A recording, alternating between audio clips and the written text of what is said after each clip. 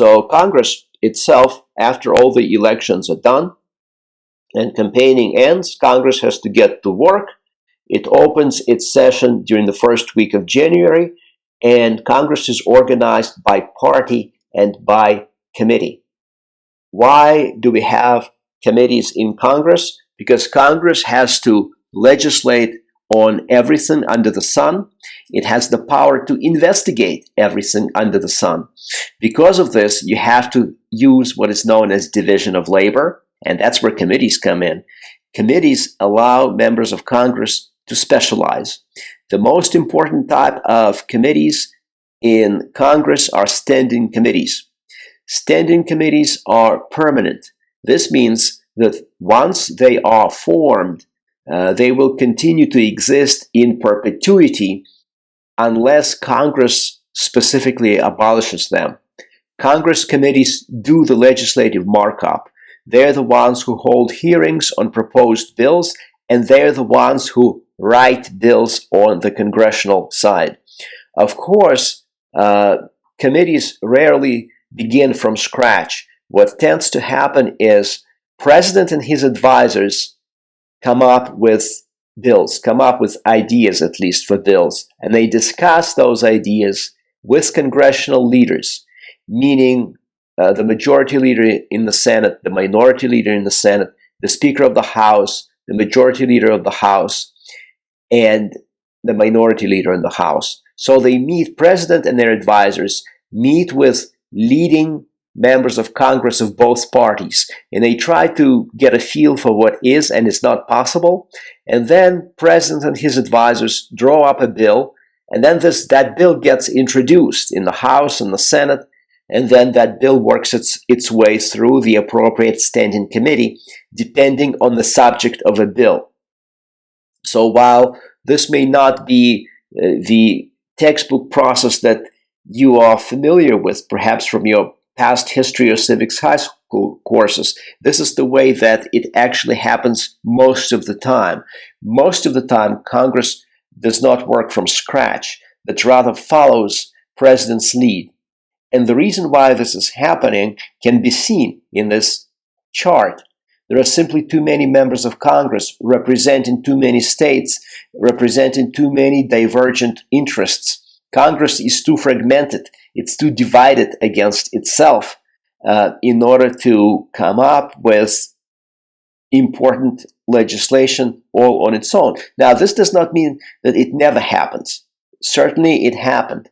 And in the past, in American history, sometimes it happened quite frequently. In fact, it was happening so much between the late 1860s and the early 1880s that Woodrow Wilson, future president of the United States, wrote a book based on his dissertation called Congressional Government. And Congressional Government was all about how Congress has become so powerful that it usurped all the power that a president should have, and president has basically become powerless, and Congress is doing all the legislating. But even if you accept Wilson's thesis as accurate, it was accurate at most. It was accurate only for the time frame of which he wrote. It really isn't accurate today. So if you look at last generation, last 20 to 30 years, certainly Congress looks to president for legislative leadership. Now, back to the standing committees. Every committee in the House, with a few exceptions, has a parallel committee in the Senate. There are exceptions like the Ways and Means Committee that only exists in the House, does not exist in the Senate. The Rules Committee only exists in the House, not in the Senate. But otherwise, each committee in the House has a parallel committee in the Senate. And members of Congress appointed to committees based on several factors. First, their own preference, and second, the appointment that their party gives them. And each party has its own committee on committees, which appoints members to their respective standing committees. Now, that said, congressional leadership for each party can actually exercise a lot of power in terms of appointing a particular member to a particular committee. And this gives an incentive for members of Congress to be nice to their congressional leaders and follow their lead. And then once you're on a standing committee, the longer you serve on that committee, the more seniority you have. And the more seniority you have, the more likely you are to become a ranking member of the committee. So ranking members of committees belong to both parties, and they actually are the ones with most of the power. And then you also have the chairman, who is or the chairperson, I should say, the most powerful person of a congressional committee. Now, the chairperson of every committee belongs to the political party that holds majority in that chamber. So let's say Republicans hold majority in the Senate. Every committee will be chaired by a Republican. Let's say Republicans have majority in the House. Every committee will be chaired by a Republican. And it is the committee chair plus the ranking members of committees who have most of the leeway in terms of deciding the fate of a bill. So if the committee chair and ranking members really want the bill to pass, then the committee will approve a bill. The bill will go to the full House for vote, and in the vast majority of cases, the full House and then the full Senate will also approve it. And if a committee does not want a bill to be passed, a committee will simply table the bill. It will refuse to vote on it, and the bill will die in committee. It is possible, there is a procedure for dragging a bill out of committee so that the entire chamber can take a vote on it, but this almost never happens. Now, committees are further divided into subcommittees.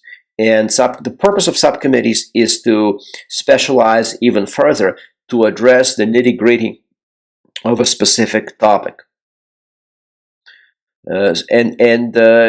Now you begin to understand why it is that members of Congress do not actually read most of the bills that are passed, or I should say, all members of Congress do not read most of the bills that are passed, because there's simply not enough time in a day to do so. Members of Congress have to investigate, they have to legislate, they have to conduct oversight of the federal bureaucracy, and they have to run for re-election. Where are they going to find the time to read every single bill? And remember, there are some bills that go on for dozens or hundreds of pages. In extraordinary cases, there are bills that are thousands of pages long. But having a bill that's dozens or hundreds of pages is actually very common. Where are you going to find the time and the expertise to read all that stuff and process it and understand? There's not enough time. So specialization simply leads to the fact that different members of Congress specialize in their own area, and they defer to the expertise and the judgment of their colleagues who are working on different topics. Clearly, if you are a member of the Foreign Services Committee and the Judiciary Committee, you may not know as much about Banking or Securities and Exchange Committee as members who actually serve on the Banking and Securities and Exchange Committee. What are you going to do? You're likely to defer to their judgment unless there is something so serious in the country and the constituents in your district or your state are paying so close attention to it that you have to insert yourself somehow on the floor, in the discussion on the floor, in the entire chamber, and speak out for or against a particular bill that is considered in those quote-unquote alien committees whose subject matter is somewhat alien or foreign to you. So there's a lot of deference going on in Congress based on the need to specialize, based on the respective expertise of members and their committees. And once a committee approves a bill, it's going to come out of the House in the Senate in a slightly different form. That's almost always inevitable because the House and the Senate have different compositions, they have different priorities. So if you have an education bill, or if you have an armed services bill, it's not going to look exactly the same. And you have to reconcile it. In other words, you have to come up with a single version. It has to be the same, even though it's not going to come out the same. How do you do that? You create a joint committee that consists of members of both the House and the Senate, and the joint committee's task is to reconcile the differences between the the Senate and the House version of a bill. Once there is reconciliation and the Joint Committee sends this new version of a bill to the House and the House and the Senate vote on it one more time. And if this bill passes, it goes to President for his signature, and he can sign or veto or do nothing. If he does nothing and Congress is still in session, 10 business days after doing nothing, a bill becomes law. If he signs it, a bill becomes law. If he vetoes it, it goes back to Congress with a veto message, and Congress has an option to try and vote to override the veto. In all of American history, only 4% of presidential vetoes have been overridden. So it's a very difficult proposition to actually override a veto. Now, so far, I have told you about the work of standing committees and about joint committees. There are also select committees in Congress. Select committees do not legislate, they only investigate. Select committees can be separate by chamber, or they can also be joint committees. For example, the Joint Committee for investigation of the 9/11 terrorist attacks. The purpose of that committee was to discover how come the attacks happened, how come they were not prevented, what was the root cause of the attacks, what can be done in the future to prevent them. So all that was being investigated. Then a committee issued a report, then a committee dissolved. So what happens with with select committees is that they investigate, they interview the appropriate people, they issue reports, and then they disappear.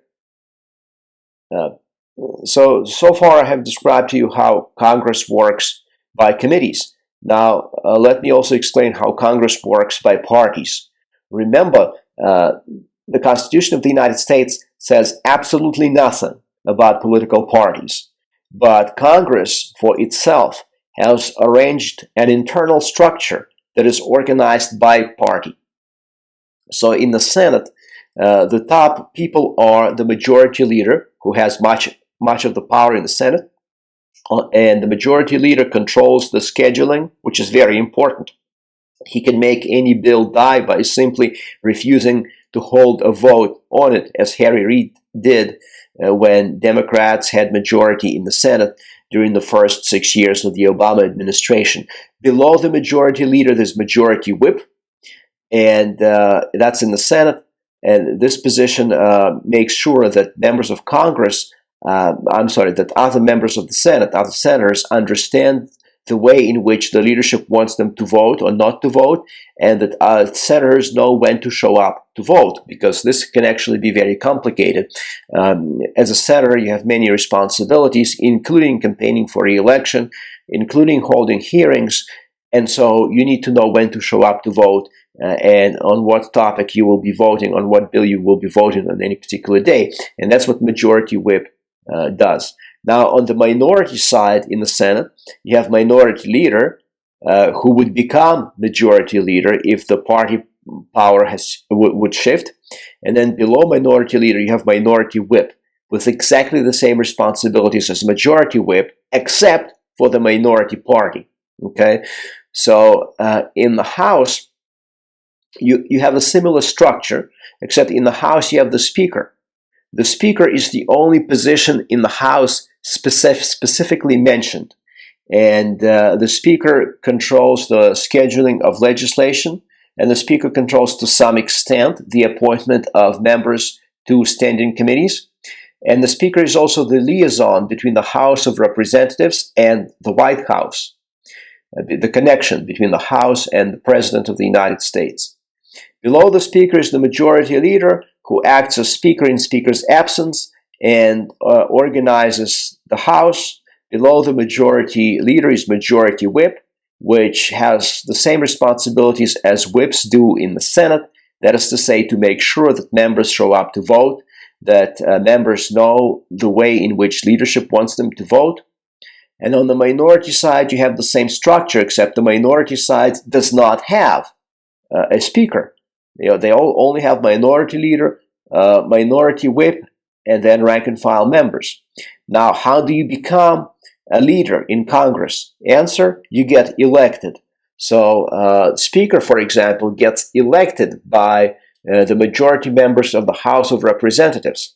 And in fact, according to the Constitution of the United States, it doesn't even stipulate that the Speaker must be a member of the House. So theoretically, it can be someone other than a member of the House. However, throughout all of American history, every single Speaker has been a member of the House of Representatives. And since we've had political parties, that is to say, since the middle of the 18th century, the Speaker has always belonged to whichever party holds majority in the House of Representatives. So let's say Republicans have majority today. Who is a Speaker? He's a Republican. Paul Ryan is the Speaker, right, as of 2016, 2017. Who was the Speaker before Paul Ryan? Well, another Republican, John Boehner. But who was the Speaker before John Boehner? Why? It was Democrat Nancy Pelosi. How come? Because before John Boehner, Democrats had majority in the House. So they elected the Speaker that they wanted. And that just happened to be Nancy Pelosi, who became Speaker in 2007 after Democrats won majority in the House in November of 2006. So that's organization by party. Now there's a complicated dance that leadership and ordinary rank and file members go through, because there may be a disagreement as to how to vote. And leaders in both the House and the Senate understand that they cannot press rank and file to vote too hard against the positions that their constituents want them to take. So usually they're quite understanding if members break party discipline and vote against the wishes of the leadership of the party. That happens sometimes. So we do not have perfect party discipline where every party member always votes with his or her party. Sometimes people break ranks depending on the feelings of people in their districts or states. Now notice something very interesting here, in that I did not mention Vice President and I did not mention President pro tem of the Senate. Let me tell you what's happening here. Vice President of the United States is a unique position because it belongs to both branches, the legislative and the executive branch. And the Constitution says that Vice President is President of the Senate. But in actuality, Vice President does not preside over the Senate. And in fact, he never shows up to the Senate at all, except when there is a need to break a tie. When the vote is 50-50, the Vice President comes in to break a tie. Otherwise, the Constitution says it's President pro tem, meaning President pro tempore, who is to preside over the Senate, and that person tends to be some of the most senior member of the Senate. But even he does not actually physically preside over the Senate, because doing so is kind of symbolic, otherwise it's not meaningful.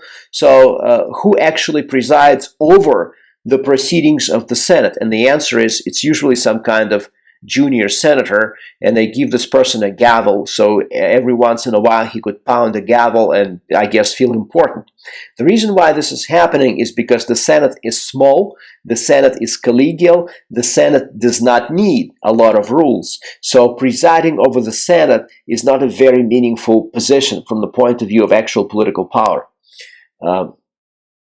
So Vice President, as John Adams said, is the most insignificant office devised by the mind of man, or as Woodrow Wilson put it in his book Congressional Government, Vice President has little to do except to sit and wait for President of the United States to die so that he could replace him.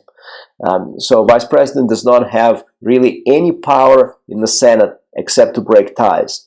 And Vice President cannot come in and participate in committee deliberations and try to develop policies with senators, as Sarah Palin once suggested. No, the senators are not going to listen to Vice President as one of their own. He does not belong to Senate discussions. Now, some of the basic terms that you see here, I have described all of them. Now, in the House, in terms of committee service, one person may not serve on more than 2 standing committees and 4 subcommittees at a time. Waivers can be granted to serve on additional committees. In the Senate, though, senators may not serve on more than 3 standing committees and 5 subcommittees, and once again, waivers can be granted. Now, why is it that senators serve on more committees, 3 more standing committees, than members of the House, 2? And the reason why is because the senators are only 100, but they still have to legislate on all the same bills that members of the House, of whom there are 435. So clearly, senators have to spread themselves more thin to cover all the same topics that the House covers. So that's why they have to serve on more standing committees. The partisan composition of each standing committee roughly reflects the partisan breakdown of the entire chamber in which the committee is located. That is to say, if the House is approximately 60% Republican and 40% Democrat, then each standing committee will be approximately 60% Republican, 40% Democrat.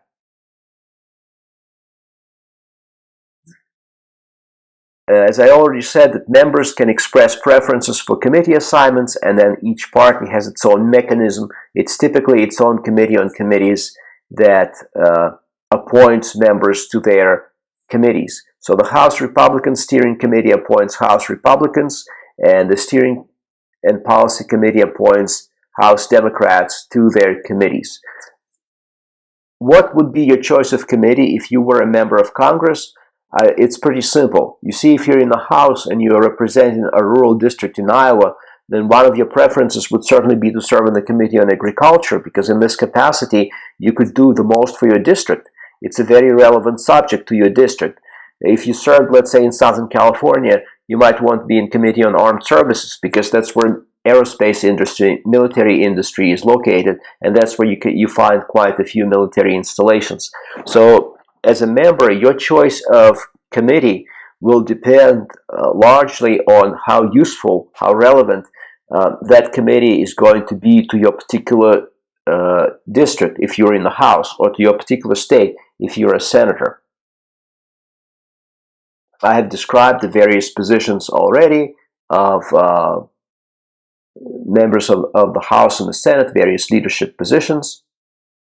Now, to conclude this video, let me talk about some of the vagaries of the legislative process.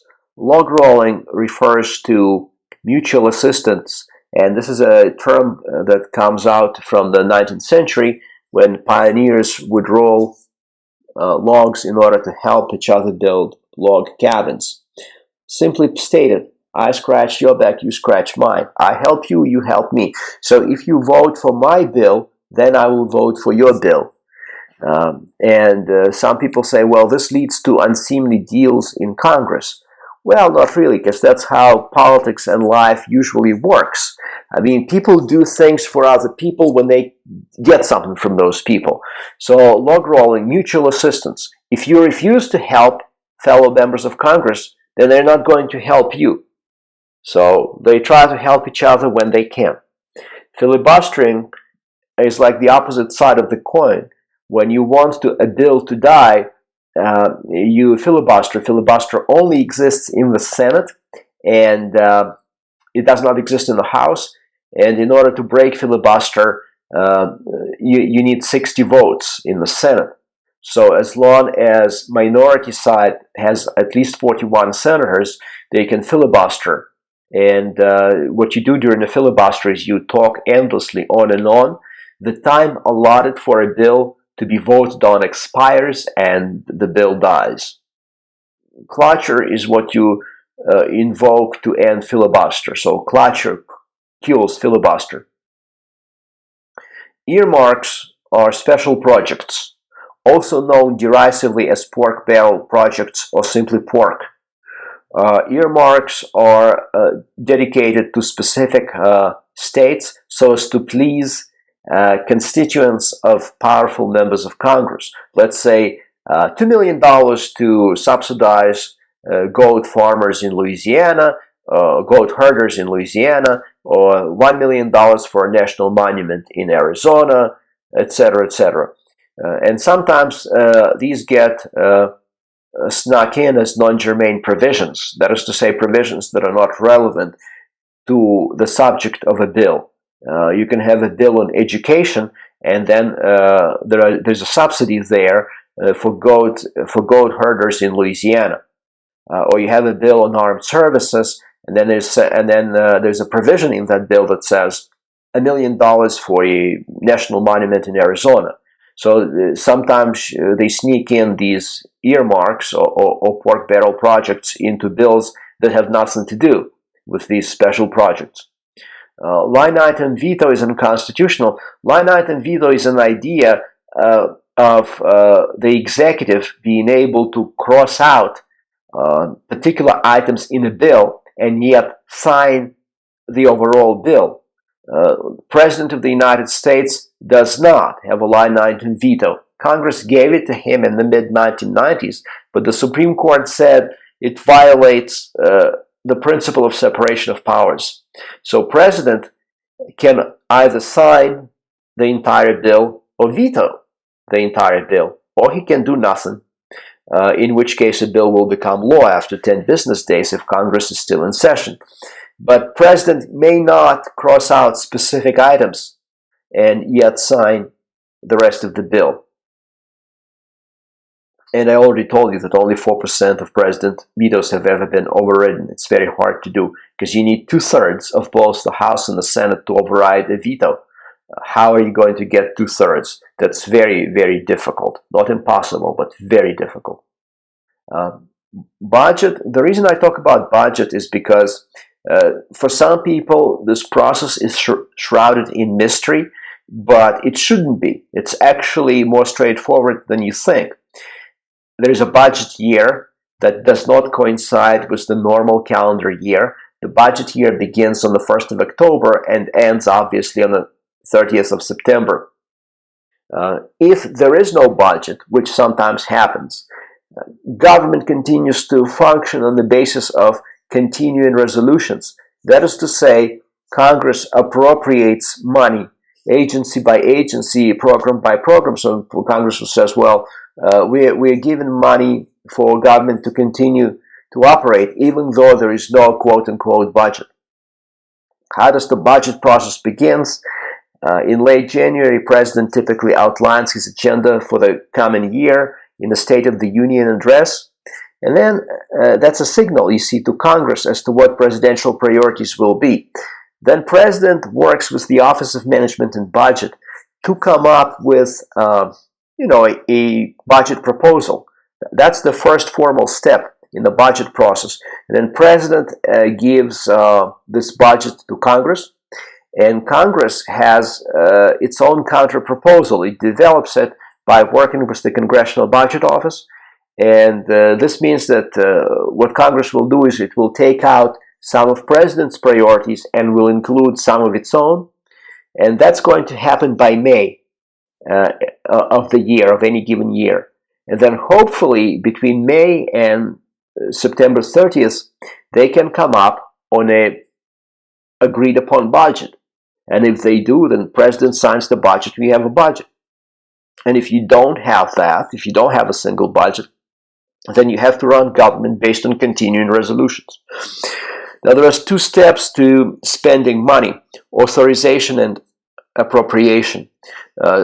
Very often, in fact, most of the time, the money that's authorized in a budget is not going to be appropriated in exactly the same amount. Typically, authorizations are greater than appropriations. So to authorize is to kind of officially approve, but to appropriate is actually to pay out, to dole out money. So the process of spending money is a two-step process: authorization and appropriation. Finally, basic terms. We talk about trustee, delegate, and politico. These are the ways of acting for members of Congress. A trustee is someone who says, I consider how my constituents want me to vote. But as a trustee, I don't have to follow mechanically in a robotic way whatever it is that they wish me to do. I take their wishes into consideration, but I will vote on any given bill the way that my conscience and my understanding says I should vote. That's a trustee model. A delegate, in contrast, simply votes the way that his or her constituents, want him or her to vote. So if you want me to vote yes on Obamacare, it doesn't matter what I think, because 70% of you love it. So you want me to vote for it, it means I will vote for it. That's a delegate. And Politico is someone who combines both of these modes of operation. Someone who sometimes votes like a trustee and sometimes like a delegate.